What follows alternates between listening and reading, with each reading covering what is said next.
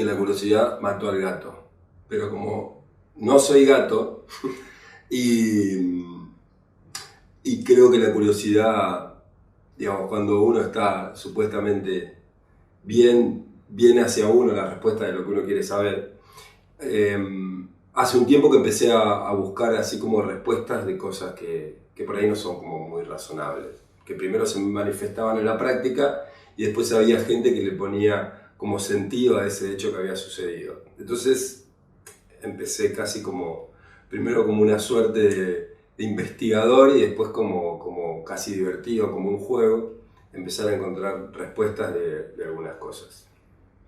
En el camino las respuestas se fueron presentando, como ahora se presenta este montón de respuestas que está acá al lado mío, que está vestido de humano, que se llama Matías Di Stefano. Está bien dicho, ¿no? El apellido, sí. Matías. ¿Tenés otro nombre? Gustavo. Matías Gustavo Di Stefano. Y hace algunos años atrás, cuando iba encontrando respuestas, también apareciste en el camino, pero no de carne y hueso, sino que apareciste a través de internet. Y entonces, desde ese momento, como vos hablabas de educación, mucho, digamos, lo primero que me llevaba a vos es por el tema de la educación. A mí me parece todavía una puerta súper interesante para la vida, porque a través de la educación es como que te llegan los conocimientos para vivir como en salud y como para encontrar caminos que te lleven a lo económico también, como una nueva economía. Y vos más o menos era como que ponías en palabras todas esas sensaciones. Matías Gustavo Di Stefano. Te voy a preguntar primero, como para empezar, la respuesta obvia. ¿Quién sos? Eso, como te decía, es por ahí un poco complicado para mí siempre responderlo, debido a que lo pienso en diferentes formas, ¿no? Siempre yo creo que cuando a alguien le pregunta a otro quién sos, ¿no? Normalmente lo primero que responde es lo que uno cree o cree que es hoy, ¿no? Uh-huh. O lo que los otros crearon de uno mismo, ¿no? Como un reflejo. ¿Qué sos? Un título universitario, mi nombre, lo que sea. A mí es muy complicado porque siempre lo pienso en diferentes planos, digamos. El plano físico, el plano emocional, el plano espiritual, dimensiones en varios lugares. Entonces, yo creo que en resumen lo que podría decir es que hoy como Matías Di Stefano, soy un recordador, alguien que ha venido a hacer recordar un mensaje, a recordar unas vías de lo que somos, de lo que vinimos a hacer, y uno más de los tantos que han venido a traer este mensaje. Yo personalmente también me puedo llegar a llamar una especie de psicopedagogo universal, a veces lo digo así porque es la carrera que estaba estudiando, que mi intención en lo que soy es ayudar a los otros a aprender lo que son también. Entonces, pero sobre todo, bueno, puedo considerarme un recordador debido a lo que a mi capacidad en esta vida, que es recordar. Claro, pero la mayoría de la gente es interesante lo que vos decís, porque la mayoría de la gente, cuando uno le pregunta quién sos, lo asocia más quizás con ese supuesto éxito que logra a través de conseguir un título, y entonces eso, ¿quién sos? Bueno, soy un ingeniero. ¿Está bien, digamos, contestado así? Claro, eso es lo que tiene, que cuando uno pregunta quién es, ¿no? Sí. Tendés a responder lo que haces más que lo que, ¿no? Claro. ¿Yo qué hago? Recuerdo, que soy un recordador, ¿no? Sí. Pero en realidad es mucho más que eso. Soy un espíritu teniendo una experiencia, ¿sí? Y que dentro de esa experiencia mi rol es recordar para ayudar a los otros a aprender sobre ese recuerdo. Claro. Entonces, evidentemente, somos espíritus en una experiencia humana, digamos. Claramente. Sí. Claro. Sí. ¿Y qué hay durante estas últimas décadas se le fue poniendo o se va encontrando clasificación en los chicos, los recién llegados, los más nuevos, digamos, los niños? Uh-huh. Se le va pidiendo clasificación. Ah, bueno, sí, este pertenece a los niños tal, este pertenece a los niños tal otro. ¿Están así o cómo es? Sí, yo creo que a lo largo de la humanidad es como que el humano necesita poner una especie de clasificación, sí, ¿no? En lo que en quiénes somos, en qué hacemos, si antes eran los plebeyos, los feudales, lo que sea, después, qué sé yo, fueron el ingeniero, el doctor, ¿no? Como por profesiones. Sí. Y en todo lo que empezó a partir de los años 60, 70, que es un mundo de paz, de amor, de tratar de entender un poco más un mundo utópico en el cual podemos crear algo nuevo y diferente, también empezó a haber una especie de clasificaciones, ¿no? Los vegetarianos, los veganos, como siguen clasificaciones. Y a partir de los años 80 hubo una clasificación prácticamente de almas en la humanidad. Claro, ya no tanto lo de afuera, sino claro, más además... Una especie de clasificación de almas debido a unos rusos que inventaron una fotografía, que era creo que Kirlian, es el apellido del señor. Entonces inventaron una especie de fotografía que fotografiaba el campo electromagnético o energético del cuerpo. Bien. A partir de los 70, 80, no me acuerdo cuándo fue, empezaron a fotografiar cómo ese campo energético tenía colores en función de las habilidades o lo que tenía cada ser en su interior, ¿no? De lo que representaba cada ser. Y vieron cómo a partir del año 80 y algo, por ahí, hubo un incremento de un color índigo. El color índigo va entre el azul y el violeta. Entonces, como ese color empezó a ser muy visible en los niños que estaban naciendo, se le llamó la generación índigo. Y a partir de ahí empezó una especie de clasificación, ¿no? Almas índigo, almas violeta, almas azules, almas verdes. Se empezó como a clasificar por grupos. ¿Y vos te sentís identificado en ese tipo de grupos? ¿O? A mí lo que me pasó es que yo conocí ese término de esas diferencias, debido a que yo desde niño, como cualquier otro niño, tenía amigos imaginarios, ¿no? A los 3, 4 años, mis amigos imaginarios, hablaba con otros seres, veía hadas, tenía ciertas conexiones con el otro plano que cualquier niño las tiene, ¿no? Jugando, lo que sea.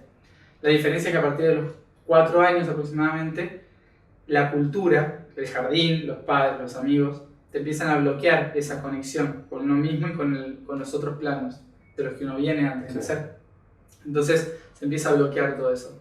Pero algunos lo mantenemos, sigue a los 5, 6, 7, 8, como mucho 9, 10. Pero otros seguimos. ¿Y el sistema es inocente a la hora de bloquear eso o es un plan...?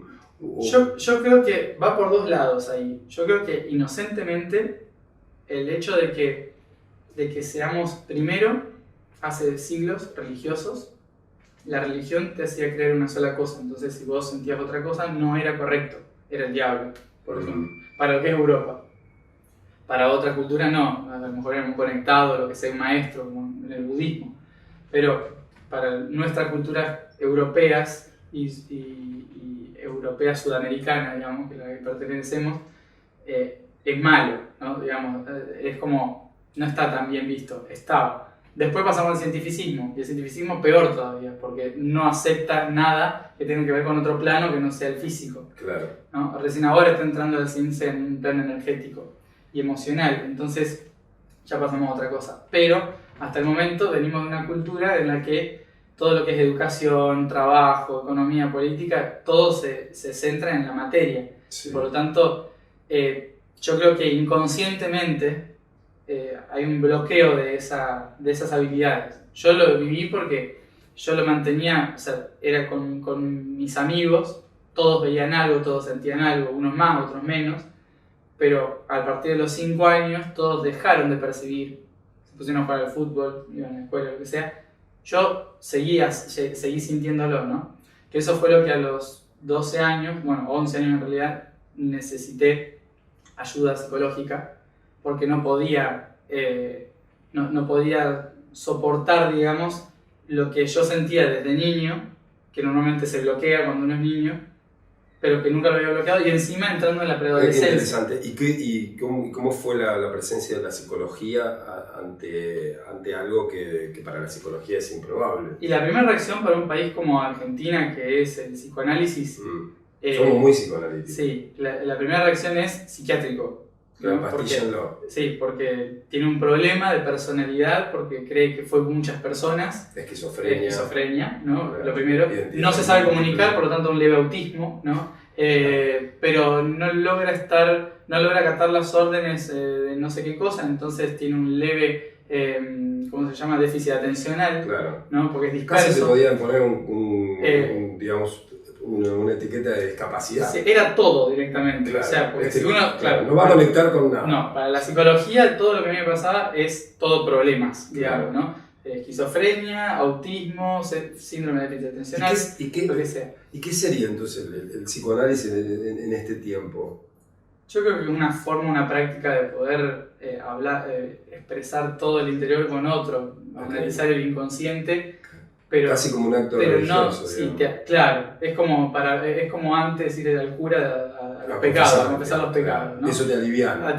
Por suerte lo conté, pero después sigo siendo lo mismo, capaz, no sé. Bueno, pero entonces pudiste sortear eso y seguiste. Sí, lo sorteé gracias a una psicóloga, justamente. Mira. Que mientras yo iba a la escuela, lo bueno que pasó es que había la directora y la profesora de plástica, las dos percibían cosas, sobre todo la de plástica que veía el aura también. Entonces ella estaba en el aula y ya me veía que algo me estaba pasando, entonces me iba a preguntar, ¿qué pasa? ¿No? Ya sabía lo que estaba pasando a mi alrededor, digamos. Entonces tuve una contención por ese lado de que había alguien que le podía contar. Claro. A mi mamá siempre le pude contar. Mi mamá no entendía lo que me pasaba porque era todo nuevo. En mi familia no se hablaba de estas cosas. ¿Y cómo eras de chico, digamos? O sea, ¿eras un pibe sensible? Sí. O sea, ¿eras un chico normal, entre comillas? O sea, que jugaba a la pelota, que se ensuciaba. Pasaba por... Lo que me pasaba era eso. Era muy sociable, sí. Muy sociable sobre todo con los adultos, ¿no? En el barrio, de hablar al mismo nivel con los adultos, muy sociable. Y solía armarle la vida a mis amigos, ¿no? Los juegos, todas esas cosas. Entonces como que todos esperaban que yo dijera qué íbamos a hacer, cuándo y en qué lugar, ¿no? Como que era natural que se daba eso. Y después por ello me agarraba el autismo, me metía en mi casa, jugaba con una planta, claro. Y todos se trepaban del tapial para ver qué hacíamos, ¿no? Claro. Pero tenía muchos periodos de introspección. Viste que eso se fue incrementando, yo creo, en la juventud, ¿no? De que empezamos a percibir cosas de una forma diferente y empezamos a sentir que nos atacan por percibir esas cosas diferentes. Bien. ¿No? Y el primer lugar donde se ataca es la familia. En mi familia, en mi caso, no había ese ataque, porque mi mamá me escuchaba todo. Mi abuelo, nunca hablé con mi abuelo de eso antes de que falleciera. Con mi abuela, mi bisabuela, era como... No se hablaba, no hablábamos de estos temas, lo empecé a hablar muchos años después, solo con mi mamá y no tenía ningún problema con ella, contando lo que sentía. El problema para mí fue en la escuela, cuando empecé a sentir cosas, empecé a percibir cosas, extrañaba cosas de otras vidas, empezaba a escribir en otros idiomas, qué sé yo, me empezaba a jaquecas constantes todos los días. Era como ¿Hiciste colegio primario, colegio secundario? Todo, sí. Todo. Hice todo. Sufriéndolo, ¿Sufriste? Los únicos que no sufrí fueron los últimos 2 años que lo hice en Barcelona. Bien. Que fue el bachiller, digamos. Ahí ya no lo sufrí, ya me integré bastante al mundo humano, podríamos decir, claro. En que lo podía compaginar, digamos, de cierta forma. Pero lo que me ayudó mucho, de lo que venía diciendo, es esta psicóloga a mis 12 años, que la primera me quiso encerrar, después... Una vez se comunicó con nosotros diciendo qué lástima que en ese momento no pude entender porque después de él vinieron muchos más. ¿No? Y eso fue una clave para mí porque es una sola psicóloga en una ciudad chica como Venado Tuerto, que es donde nací, y sin embargo le empezaron a venir muchos pacientes niños claro. Con lo mismo. No porque yo me acuerdo en otra vida esto, no, yo veo cosas, me pasa esto, me pasa lo otro.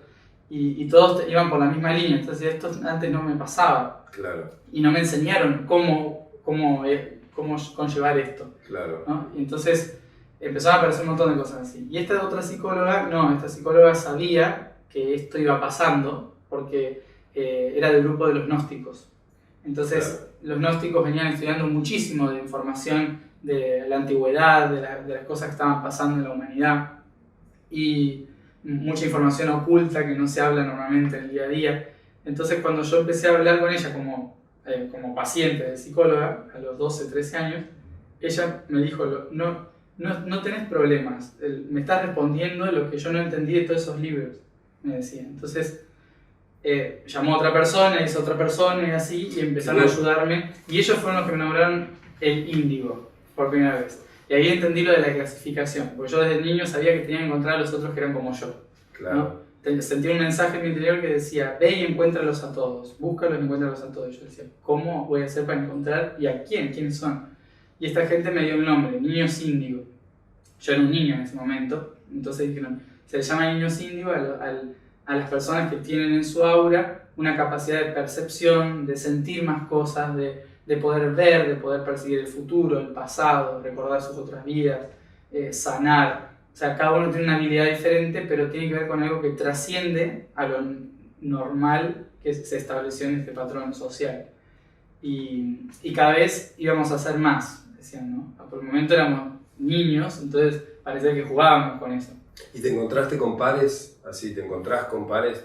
Cuando fui creciendo, sí, me fui, ya te digo, o sea, en el mismo aula había chicos que sentían, pero por temor, o porque en la casa No, decía que se callen o lo que sea, no hablaban. Después con el tiempo algunos me dijeron, sí, yo cuando era chico sentía esto, me pasaba esto. Pero después sí me fui encontrando con pares que se acordaban de las mismas cosas que yo, se acordaban de haber estado en situaciones en otros tiempos conmigo y lo compaginábamos, era igual lo que había pasado. Y cuanto más crecí, más me abrí a escuchar a otras personas, más información fue fluyendo de cómo, cuántos éramos, ¿no? No estábamos solos. Claro. Porque muchos jóvenes o niños que les pasan estas cosas se sienten tan atacados por la escuela, los maestros o los padres, que se reprimen en el interior lo que sienten y después lo sufren en soledad. ¿No? Claro, porque no saben que no están solos. Claro, al no poder expresarlo y sentirse, digamos, que uno no enloqueció y que no perdió el rumbo, claro. Es doloroso.